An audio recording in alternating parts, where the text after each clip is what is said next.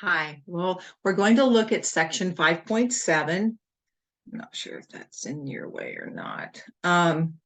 Polynomials and several variables. This is going to be very similar to the last section that we talked about. There's going to be a little bit difference as far as finding the degree, but when you're multiplying and adding and subtracting, it's pretty much done the same way. Well, looking at this, it says that so far we have studied only polynomials with one variable in them. Now, this is generally what you're going to see is variables or polynomials in one variable only. But just in case, all right, they do come up. There are some examples when you'll have two variables in one equation. All right, so all the ideas we have covered can be generalized in polynomials with multiple variables. Examples of such a polynomial. So here's an example of a polynomial. The variables are not in the denominator and there's no square roots. And this polynomial has different variables. All right, it's got x's and y's. This polynomial here, sorry, looks like my printer is kind of leaving some things off here, but this polynomial has multiple variables a, b, and c. So they're also polynomials because you don't have any variables in the denominator and there are no radicals. Well, let's look at how to work with these a little bit. And like I say, it's going to be very similar to your 5.6. So here's an example. We have this polynomial here in two variables, x's and y's. Evaluate this polynomial for x equals a -2 and y equals 5. And so where you're going to see these it is as an example is in this next one. These occur with volumes when you're doing areas. Okay, so you may end up with an equation with two variables. Okay, when it says to evaluate, something underneath there. Let it refocus. All the x's are going to become a -2, and all the y's are going to become 5. So we'll substitute those in. So we'll have 4 plus 3, and I'm going to use parentheses for times. You could just use the times, but I'm going to use parentheses. -2, x is a -2.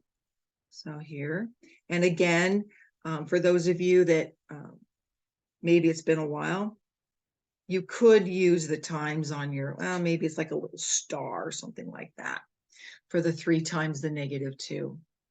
Plus, we have x, -2 times y squared. Now you have to be careful of these y squareds, and I think I've mentioned that before, is that whenever you substitute in, if this happened to be a negative, you would have to use the parentheses. But it's a positive, so you don't have to use the parentheses, but I'm going to anyways. All right, plus, so we have a -2 times y squared plus 8 times x is a -2 cubed. Okay, I'm going to go ahead and use my parentheses. Because this is odd, you don't have to use the parentheses. But if you just kind of get in a habit that when you're substituting in a negative and you have an exponent, use the parentheses, you'll never get it wrong on the calculator. And then we have the y, which is 5 cubed. And because I'm using parentheses, you don't have to put a times there. The calculator knows that the parentheses means times. But if you don't have a very good calculator and you need to use PEMDAS, we will go through the PEMDAS right now. Using our PEMDAS, some of you may have, but it doesn't hurt to review, but you may have a calculator. You can just type that in just like you see it here, and it'll spit it right out. Otherwise, we're going to go ahead and review the PEMDAS. Parentheses, there's nothing to do inside of the parentheses. It's all just a single number. Exponents, I've got 3 of those I need to take care of, so I'll do that right now. I'm going to go ahead and copy it over.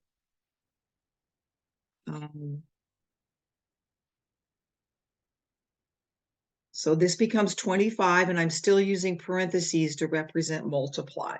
5 squared is 25. So I'm doing the exponents.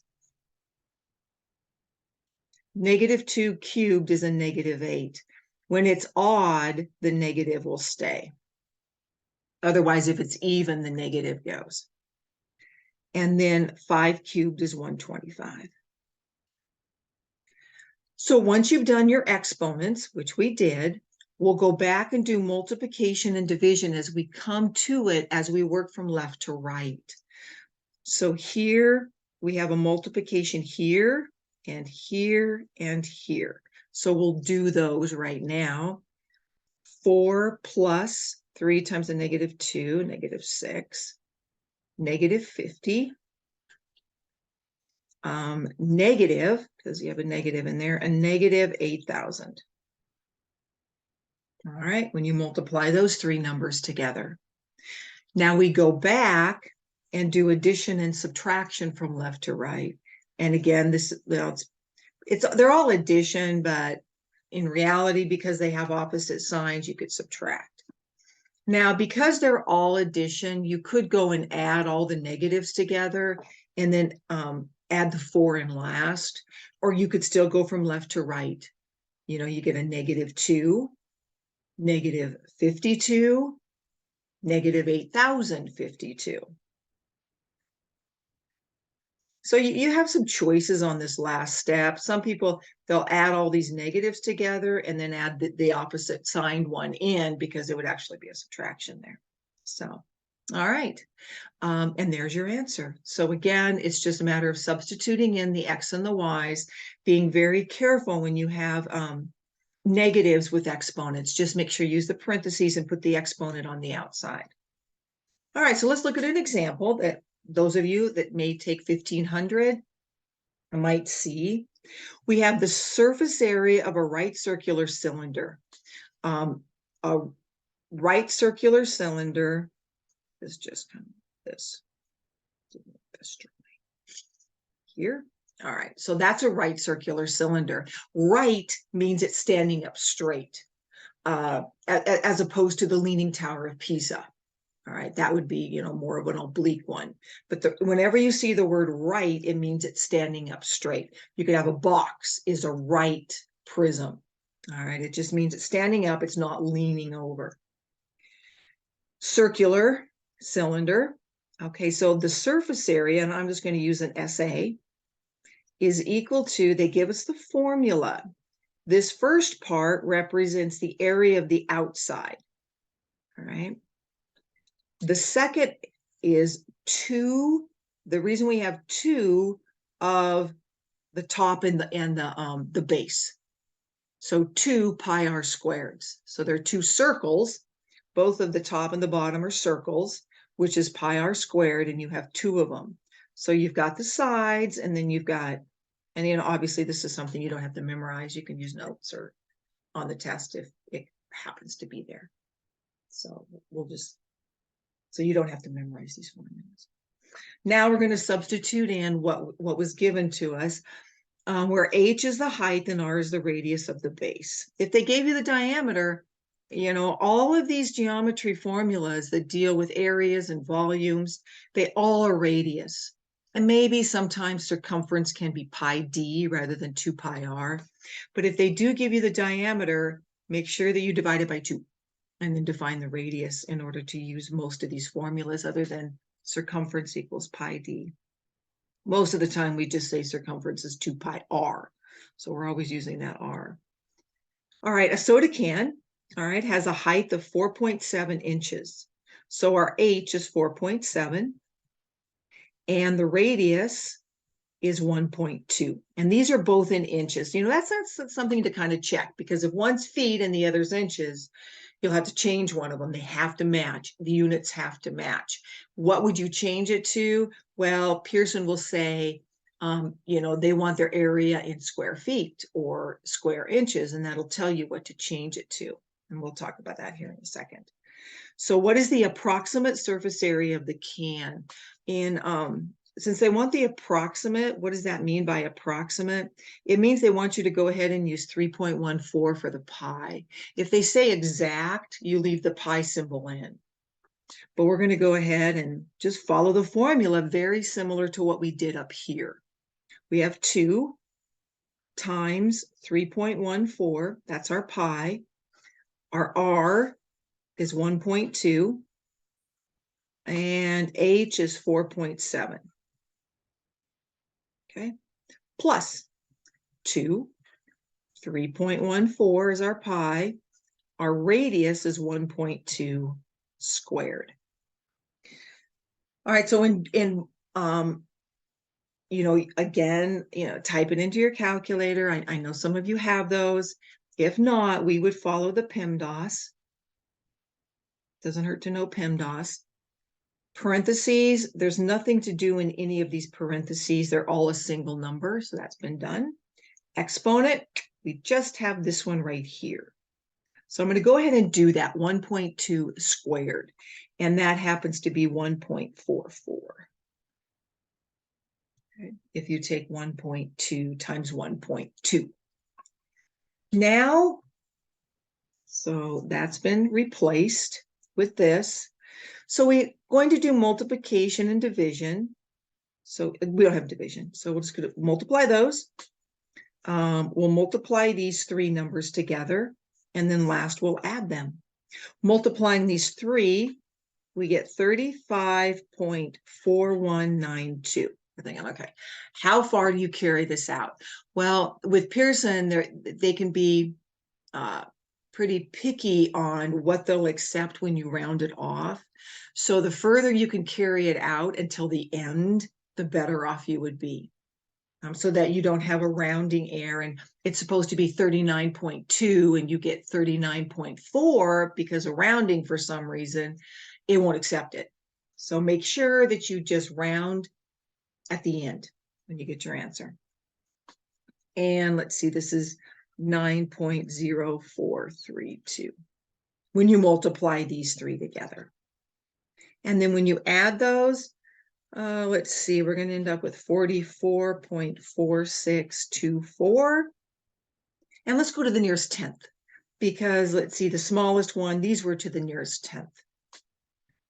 44.5, since this one is bigger than, it's 5 or larger, we'll increase this one by 1. Units.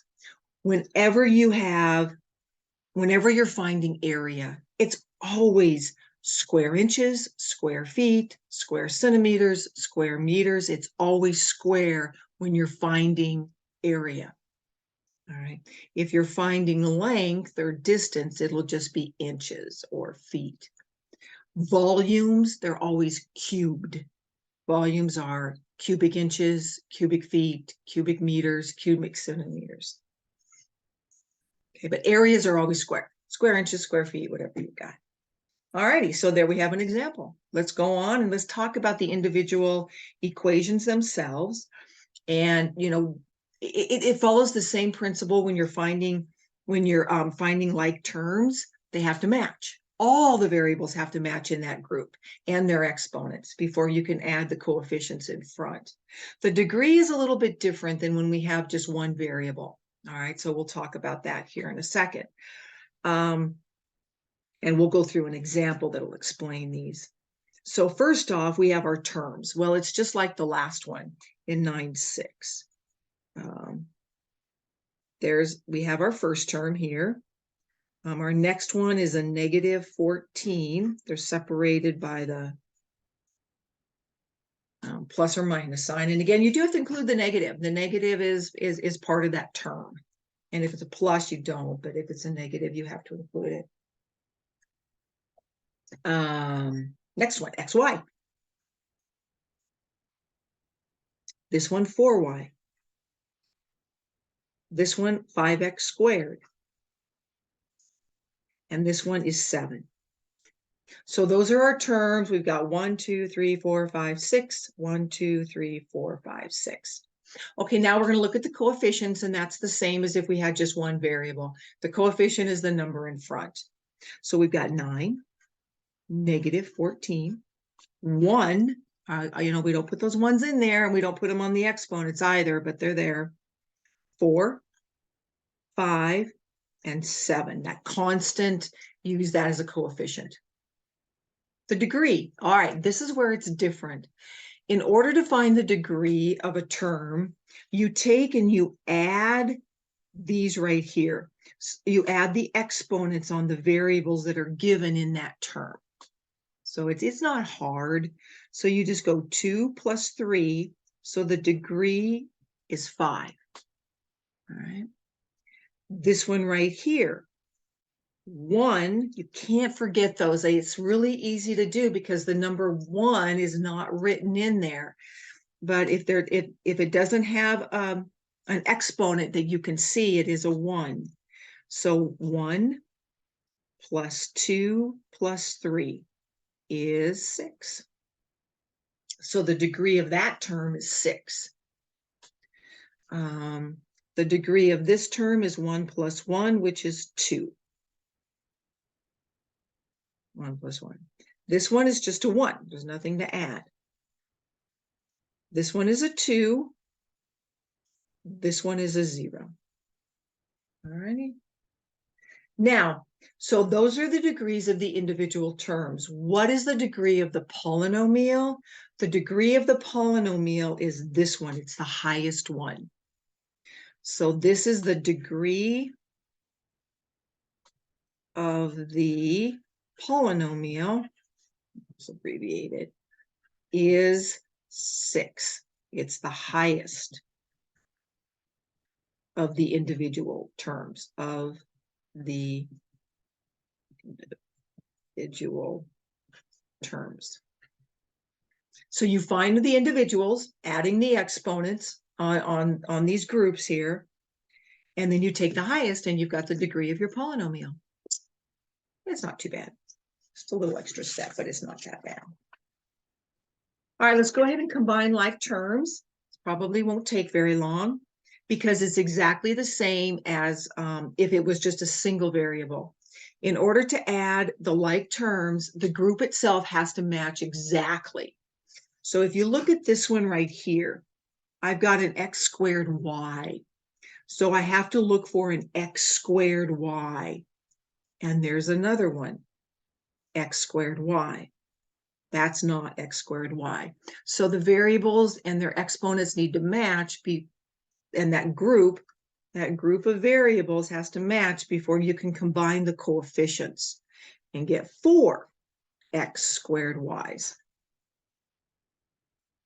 And then we look, so that takes care of those. I have an xy squared, an xy squared. So I can combine the coefficients of 3 and a -1. 3 and a -1 is a positive 2 xy squareds. And that's your answer. That's as far as you can go. The other ones are, these two are not like. They're different because of the exponents. They still have the right bases, but not the right exponents. They also have to match. Let's look at another one here, and then we'll look at a few of the additions. We may not do them all, but we'll look at a few of them. All right, looking at this, AB. I have to look for some more AB, A to the first, B to the first. Oh, there's another one. Okay, that seems to be it. So here we'll have 9 and 7 give us 16 ABs. Since the list is long, I'm going to kind of cross them off so that it stay organized. Let's just go to the next term. AB squared. AB squared. So I got this one and this one. And that looks like that's all. So a -5 and a +3 is a -2 AB squareds. Let's do those. Now we've got a cubed and another a cubed. Seems to be it. So 6 and a -11 is a -5 a cubes. We have a B, no other B's, got to stay. And then we have a -1. Now, the order, because you know, in the last section, we looked at we went in descending order from the highest power. Well, they might tell you, you know, in descending order using the A's, and that means you would start with this one. And then, well, then you would have to go between those two. So they may just accept this right here. Okay, so just kind of watch that. You can always look at view an example and go down and see how they write theirs and see. But with these, you would think they would just go ahead and just let you write that. All right, good. All right, let's look at an addition one. Exactly the same as what we're doing up above. Is when you're adding, you can ignore the parentheses. So we'll just start negative 5x cubed. Are there any others? We have an 8x cubed. So we can combine those and get 3x cubes. That takes care of those. Let's see, we've got a 3y. I don't see any other y's. So the 3y's got to stay by itself. There's no other y to the first. 5y squared. And a 7y squared. That gives you 2y squareds, positive 2y squareds. And then we just have plus 4x squared. Okay, perfect. There we go. Then we're done. So it's very similar. You're just looking for the group that happens to be the same. All righty. Let's go ahead and skip down to subtraction and see what we've got here. Subtraction is done very similar to the last section as well. You change this to a plus, and then you change the sign on everything on the inside. It's just like taking everything that follows. You don't change in front of it. Everything that follows times a -1. Because we don't put our ones in, it's a -1. We're kind of using the distributive property. I'll go ahead and I'll rewrite it just in case this concept is still giving people issues.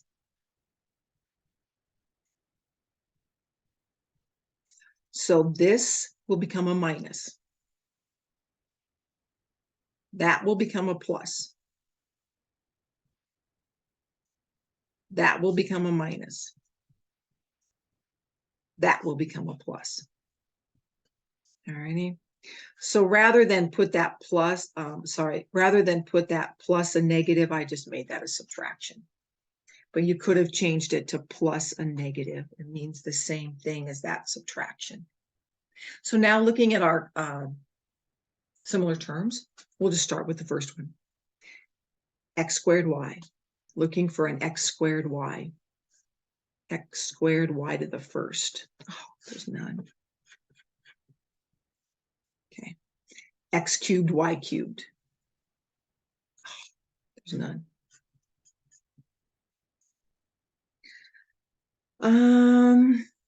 X squared y cubed. Really? Nope. All right. So then we have a plus 3x squared y cubed. Taking care of those. 6y. Oh, yay. 5y. That gives us 11 y's to the first. Then we have a minus x. We have an x squared. So it's got to stay by itself. X cubed y squared. No, it's got to stay by itself. X squared y squared. I was just doubling up to make sure.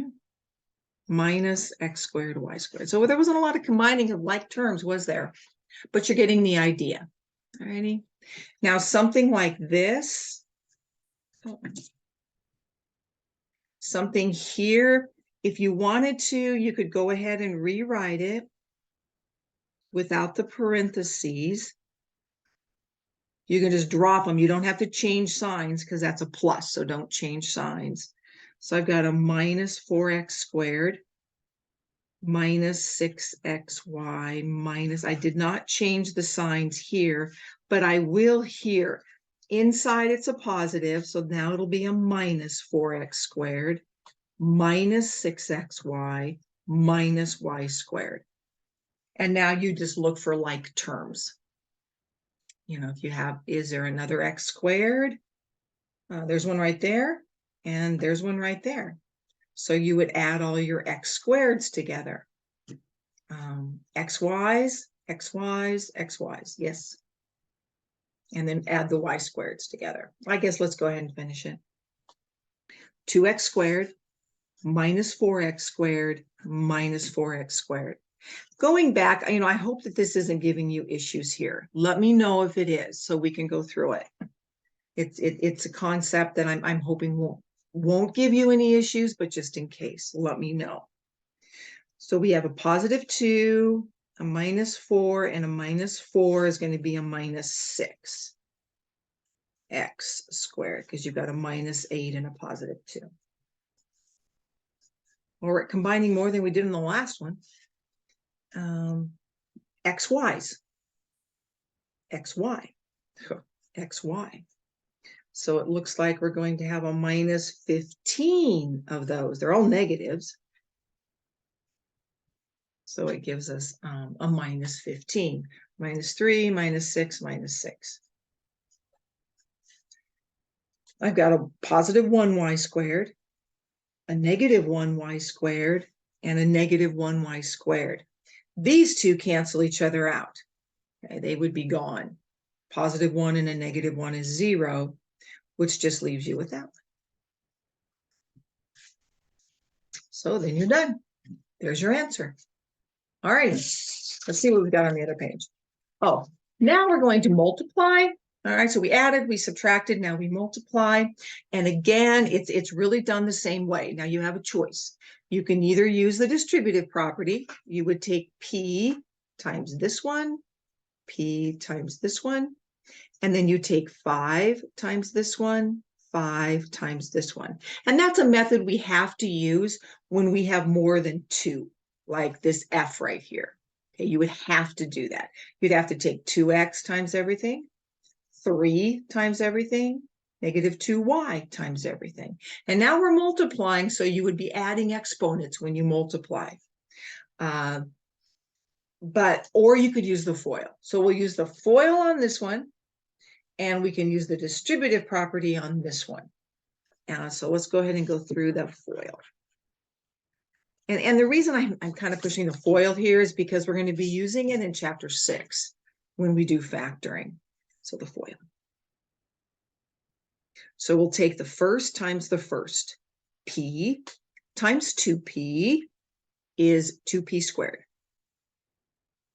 I'm going to put it down here so I have enough room to do my OI.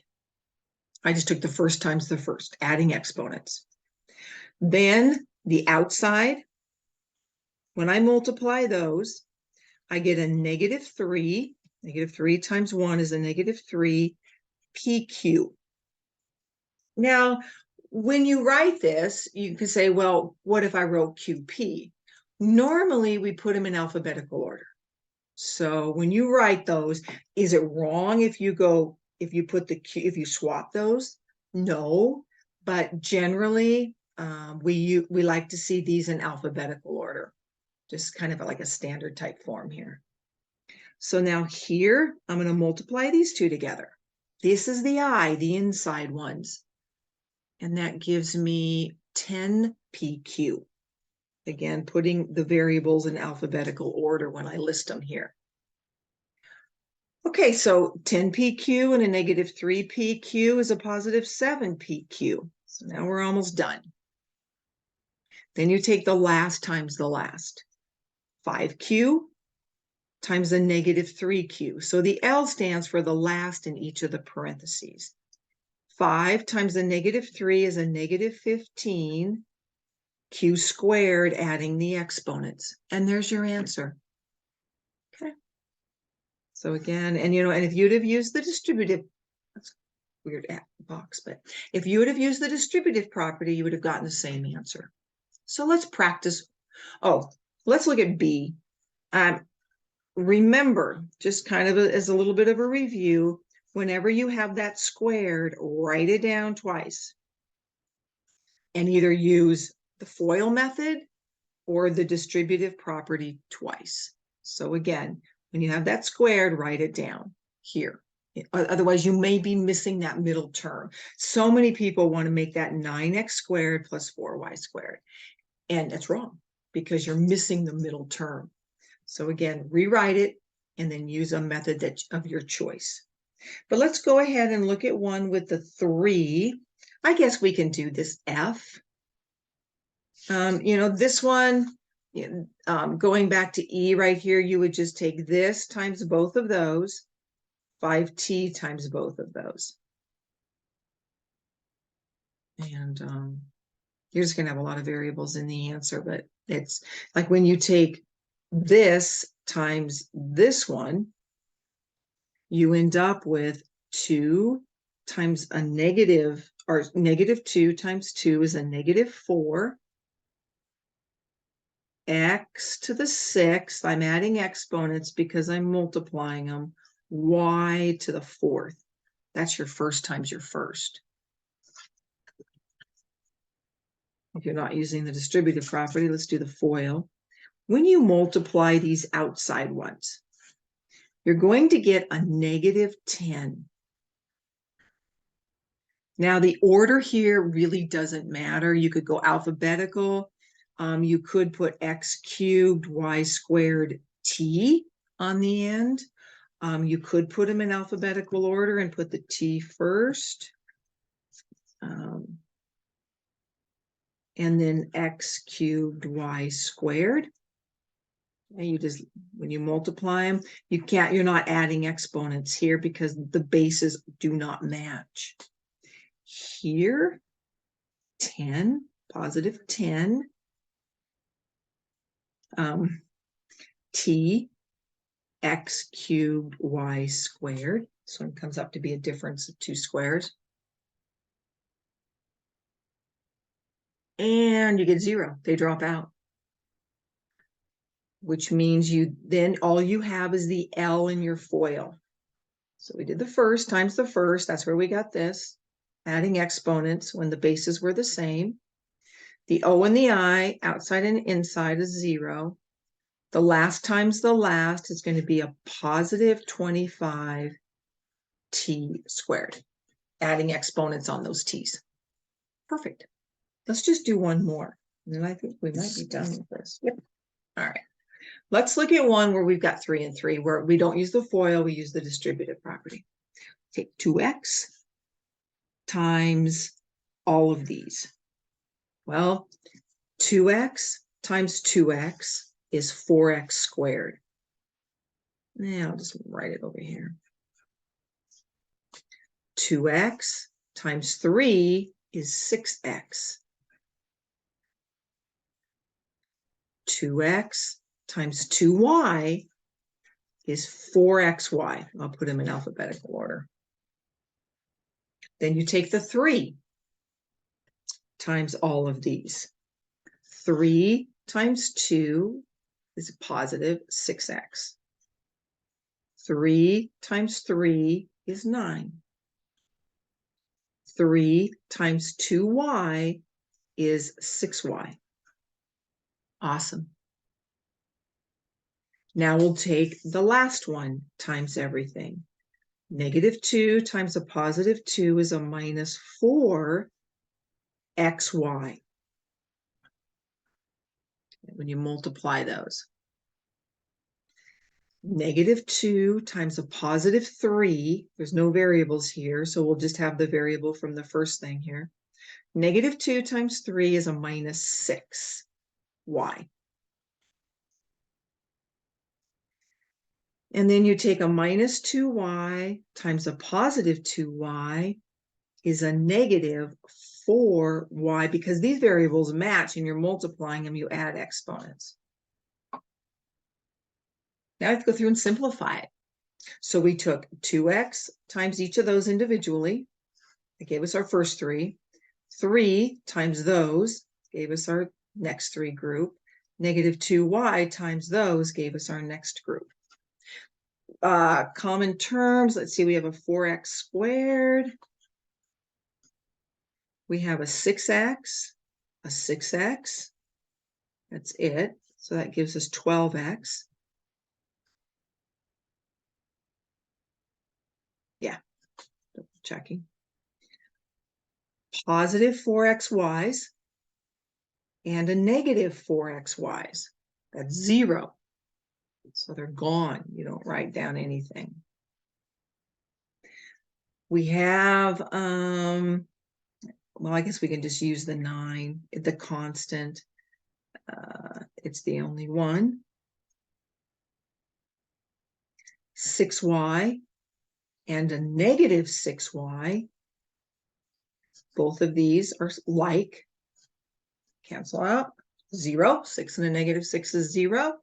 And looks like we just have the minus 4y squared. Whew. And we're done.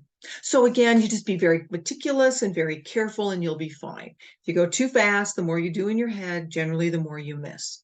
Well, if this gave you any issues, please let me know. And we can go through any of these steps because this is the stuff that you will be using in your 1400, some of it in maybe 1500. But all right, thank you. Bye-bye.